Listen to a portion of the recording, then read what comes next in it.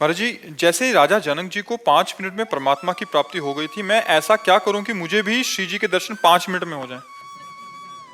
आप राजा जनक नहीं हैं। और हम गुरु अष्टावक्र नहीं है।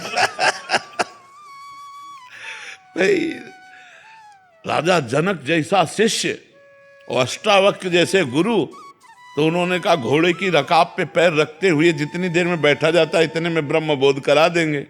अब राजा जनक जैसे ज्ञानी, तो न तुम जनक हो ना अष्टावक्र।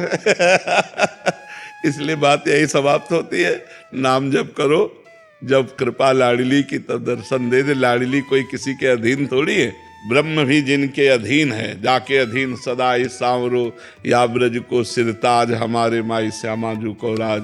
तो इसलिए हम नाम जप करें, उनसे विनय करें, वो कृपा करें तो हो सकता है। बस आप जी। आयुषी शर्मा जी, बनारस। श्री हरिवंश महाराज जी, पहले मुझे मेकअप वगैरह का बहुत शौक था महाराज जी, और ऐसा लगता था खूब पैसा कमाऊं, बड़ा पद हो, सुंदर सुंदर भोग हो। महाराज जी, जब से सत्संग सुना है और यहाँ आना शुरू किया है केली कुंज में, तो महाराज जी तब से मतलब ये कम हो गया है, और मतलब ऐसा हो गया कि अभी केवल और केवल भजन करना है, वृंदावन वास हो जाए, प्रभु की प्राप्ति हो जाए। महाराज जी अब बहुत बड़ी कृपा हुई है जो ऐसी बात आई है, बहुत बड़ी कृपा हुई। बस इस बात को परिपक्व कर लो, अपने हृदय में बैठ जाए। वृंदावन वास होए चाहे ना होए, लेकिन नाम ना छूटे। जहाँ नाम है वहीं प्रभु हैं। अब हम वृंदावन वास करें, प्रभु का भजन ना हो तो बात ठीक नहीं। हमको प्रधानता रखनी है, पहली बात प्रभु के भजन की, कि हम जहाँ भी रहेंगे प्रभु का सुमिरन करेंगे।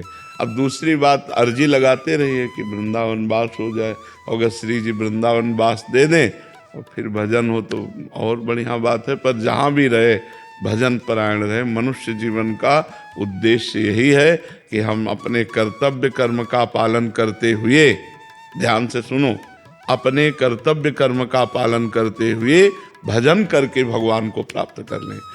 कहीं भागने की जरूरत नहीं है, कहीं कुछ बदलने की जरूरत नहीं है। जो हो, जहाँ हो, जैसे हो, भगवान के हो, आप बस नाम जप शुरू कर दो, भगवान का सुमिरन करो, अच्छे कर्म करो, पवित्र भोजन करो, भगवान की कृपा हो जाएगी। अच्छे कर्म नहीं हुए, अगर हमसे गलत कर्म होते रहे तो बहुत समय फिर लगेगा। मार्जन बार बार नहाओ और धूल में लौट जाओ, तो ये है कि अच्छे कर्म किए और फिर बुरे कर्म किए, फिर भजन किए, फिर बुरे कर्म किए, तो बहुत जन्म लग सकते हैं। अगर हमसे पाप कर्म ना हो और हम भजन करें तो हमारा मंगल।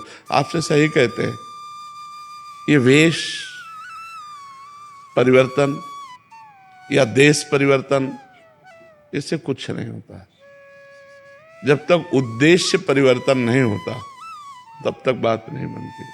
अगर हमारा उद्देश्य अंदर का बदल जाए, जैसे बच्चा बोला पहले उद्देश्य था शरीर श्रृंगार संसार सुख, अब हमारे अंदर लगता है कि मनुष्य जन्म की सार्थकता भगवत प्राप्ति, तो उद्देश्य बदल गया। अब आप नौकरी करो, व्यापार करो, कुछ भी करो, आपका उद्देश्य भगवत प्राप्ति है तो बढ़िया। अब जैसे उद्देश्य हो गया धन मान प्रतिष्ठा, तो अब आप चाहे बाबा जी बन जाओ, चाहे आप गृहस्थ रहो, वही चलेगा, क्योंकि उद्देश्य आपका धन बन गया ना, उद्देश्य आपका संसार बन गया। बस इसलिए हमें ये समझना है कि हमारा उद्देश्य ठीक हो जाए। वेश परिवर्तन, स्थान परिवर्तन खास बात नहीं है, खास बात है उद्देश्य परिवर्तन।